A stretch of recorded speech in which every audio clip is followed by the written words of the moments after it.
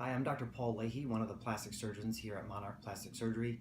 This is another video in the series that we've put together trying to help prepare patients for what to expect at their consultation appointment, and also using these as a reference for later on after you get home to go back and review some of the things that we typically cover. This video is going to focus on abdominoplasty, which is also called tummy tuck, and also liposuction. So perhaps the most common patient that we would see that would be interested in a procedure like this would be patients who have a little bit of extra tissue in the lower part of their abdomen or on the flanks. We call the love handles sometimes. Oftentimes women who have had pregnancy, the tissues don't tend to completely snap back into place, so to speak, and so there can be some excess there. And so tummy tuck surgery or abdominoplasty is really focused in that arena. Liposuction can be done with tummy tuck surgery or by itself. And so it all kind of comes down to how much extra skin is going to be left over after the process is completed. And if there's a fair amount of excess skin, particularly in the lower part of the abdomen, then that's where tummy tuck surgery or abdominoplasty is going to be more commonly performed, to directly remove that skin. So in preparation for a procedure like this, we want to make sure that you're a good candidate, both medically and also from a surgery standpoint, making sure that this will actually meet your needs and what your wishes are. So if you have any medical problems, we want to make sure that those are well controlled. That doesn't mean you couldn't be a candidate for it as long as those conditions are under good control by the monitoring of your own physician. Smokers are generally not good candidates for tummy tuck surgery.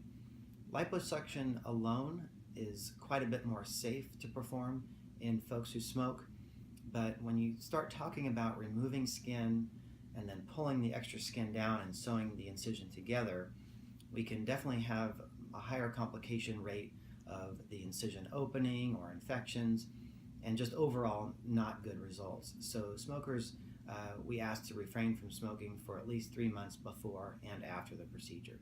During the examination process, what we're looking for is, again, like I mentioned earlier, how much skin excess that you have.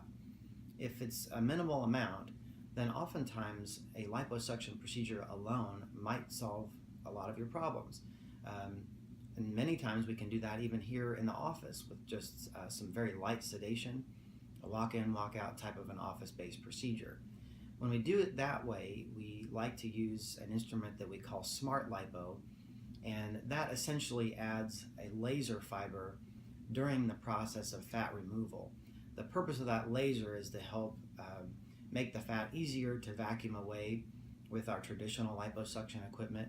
It also can promote some skin tightening and can limit some of the bruising and the swelling that we see. So that's useful in the situation where there's fairly limited areas to treat. If you have multiple areas, then oftentimes we would need to break that up into smaller procedures. So abdominoplasty or tummy tuck is really most useful, as we've been talking about, when there's an excess of skin. The other really main goal of tummy tuck surgery is to be able to repair the abdominal wall, or the thick muscle layer that we have that is often stretched out during pregnancy. And you can do sit-ups all day long. There simply is no way to get those to come back magically without a surgical procedure. And so during the tummy tuck surgery, we're able to repair that using stitches or suture material. And that can give a very nice improvement and flattening of the abdomen, particularly when you see it from the profile. During tummy tuck surgery, we oftentimes are also combining that with some liposuction, but we have to be a little bit careful about how much liposuction we're doing during the process so that we can maintain as much possible blood supply and circulation to the edges of the skin that we're going to bring together. So I always like to tell my patients that sometimes after tummy tuck surgery, it's not that uncommon to require a little bit of touch-up liposuction, which can be done here in the office, for some of those areas that we simply weren't able to get at during the tummy tuck surgery. Fortunately, that has a much shorter recovery time. Also, during the examination process, we want to make sure that you don't have any hernias. If those are present, oftentimes we may ask you to also see a general surgeon who could perhaps be there at the same time as the surgery to help repair those. That combination of procedures tends to work well because once the general surgeon has repaired the hernia, then the plastic surgeon can come after that and do the repair of the muscle layer, bringing those back together to the midline. And that is repairing what's called Diastasis Recti, which is what we were talking about earlier with the stretching that occurs during pregnancy. So once we've presented to you the idea of tummy tuck and liposuction and what's involved with that, we've examined you and made sure that you're a good, healthy candidate for the process, we can then provide you with some cost information. We can then look at some dates and which might work with your schedule and talk about the recovery and the risks and what some of the other limitations are. Eventually, you would be coming back for a second appointment for a preoperative teaching in which we can give you prescriptions that you might need. We'll teach you about the drainage tubes that are oftentimes required with tummy tuck surgery to help pull away fluid that likes to accumulate underneath the skin.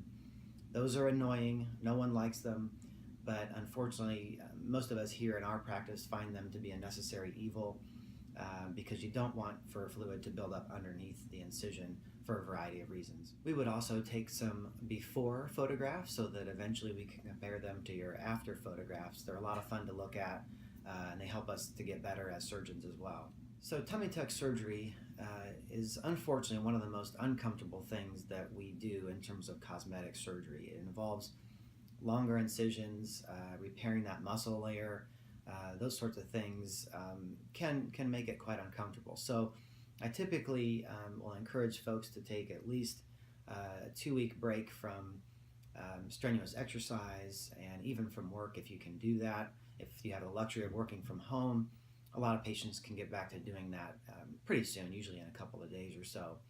But dealing with the drain tubes is annoying. Getting around is slower, certainly for the first week or two. And so we just want to make sure that people are prepared for that recovery. I generally will keep patients away from really strenuous exercise for at least a month, sometimes even 6 weeks, depending upon what all we need to do during the surgery, especially if a hernia repair was carried out at the same time. The incision for abdominoplasty and the final scar, we try to hide fairly low so that it can be hidden in just about any kind of swimsuit that you might like to wear. And we have some examples of what that can look like before and after on our website as well. So some of the more common risks and complications that we'll see with abdominoplasty or tummy tuck surgery is going to be related to collections of fluid underneath the skin. That's called a seroma, and that's what those drains are intended to try to prevent. Sometimes after the tubes are removed, which is done here in the office, sometimes the body will still generate some fluid and that can be trapped under the skin. We will want to pull that away, which can also be done in the office with a fairly simple procedure. Irregular scarring is another thing that we sometimes see in terms of the symmetry or the positioning of the scar. Sometimes that's a little bit hard to predict. And also, unfortunately, Mother Nature plays a role in this as well. And there are some things that are beyond my control and your control that can happen with the incision line. Fortunately, a lot of those things can be touched up and revised. As I mentioned earlier, pain is a problem sometimes after the surgery. However, I think one of the biggest improvements we've had in the past few years, which really drastically improved the safety of tummy tuck surgery, has been a new injectable medication that's called Exparel.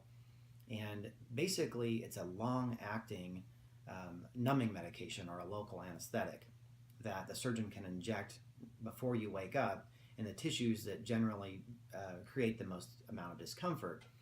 And that can last 72 hours, sometimes even longer. So in that first few days is generally when we had patients complain the most about pain. And so this has really helped in terms of the recovery and also with the safety, because the most dreaded complication with something like this is going to be blood clots in the leg called DVTs. And again, one of the biggest problems with those are the risks that can travel up higher up into your lung. And that can be very dangerous. And so we take that very seriously. Oftentimes when we're combining tummy tuck surgery with other things, we may also have you take a blood thinning medication. There's a pill form, there's an injectable form. It just kind of depends on your particular case what we might recommend for you. Liposuction done by itself has a much easier recovery Typically, we're talking about several very, very small incisions that are made to get underneath the skin into the tissues that we want to treat, which means it's likely only one little stitch at each of those sites. Typically, patients are back to most activities within a couple of days. Certainly, it's a little bit sore, swollen, some bruising, but hopefully we can minimize those things for you as well. I would say the biggest thing that I want people to hear when considering liposuction alone or also with tummy tuck surgery is it really is at least a 3-month process before you're going to see anywhere close to the final results. Most patients that have had liposuction tell me that even 6 months, perhaps even a year later, they'll still see improvements in the way that the skin looks and feels and how things redrape, and certainly in the contour that's generated. I would say one of the most common questions that I get asked about doing liposuction is that, well, if you remove these fat cells, then what happens if I gain weight? Am I going to gain weight and fat in other parts of the body? And generally speaking, for the most part, it's true that we are born with the same number of fat cells that you'll have as you die. Now, there is certainly some variation of that. It's not exactly true, but the concept is about right. And so that means that if you have a certain trouble spot in your body that has more fat than you would like, and we do liposuction and go in and basically vacuum out those cells, then forever that shape or that contour is changed and improved. Certainly if you gain or lose weight, the other fat cells that are left behind and other fat cells in your body can grow and shrink and adapt to your diet and exercise.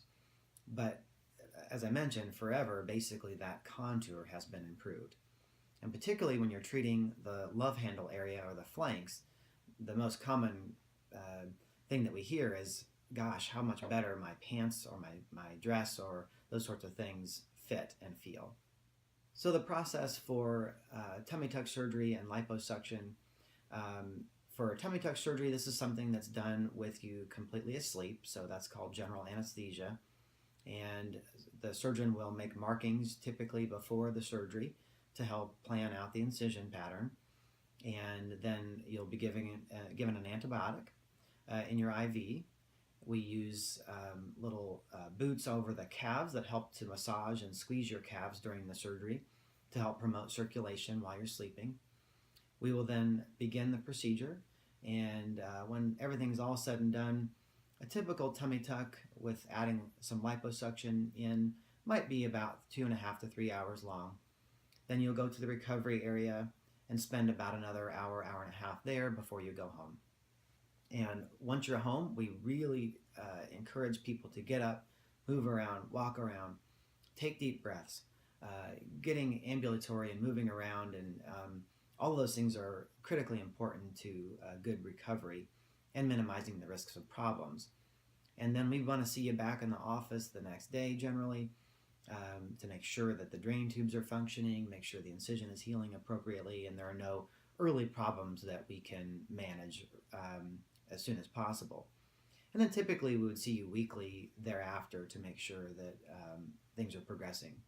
In my practice, I tend to get the drain tubes out by about week 2, sometimes week 3, depending upon how extensive the surgery was. All of the stitch material is dissolvable, so there's no sutures generally to be removed. Sometimes some of the stitches remain around the belly button, and we'll get those out for you as well. We'll teach you about how to take care of the scar, which generally I recommend hydrating the scar a couple times a day with moisturizer. Applying some light massage to the scar line can be beneficial. And sometimes I'll recommend some silicone gel sheets. They're almost like Band-Aids that can be applied to the scar line. And you wear those for 12 hours a day and for about 3 months. And that's generally been shown to help improve the quality of the scar as well. Usually by about week 4, we can let you get back to some exercise in the gym and very slowly ease into more strenuous exercise. And if you're having pain with it, I would recommend you back off, try again the next day, and little by little you should get back to where you were beforehand. Liposuction alone has a quite a bit easier recovery. Typically by about a week, people are back to just about all the activities that they want. We'll have you wearing some compression type garments most of what you can get at the department store, that kind of thing. And then again, as I mentioned, I will be coaching you along the process that you cannot judge this process for at least 3 months, because we know that we see changes up to that point. So those are the basic points about abdominoplasty or tummy tuck and liposuction procedures. Clearly, we'll go over your case in more detail when you're in front of us in the office, but I hope that you found this useful and something that you can refer back to as well. Thank you for watching.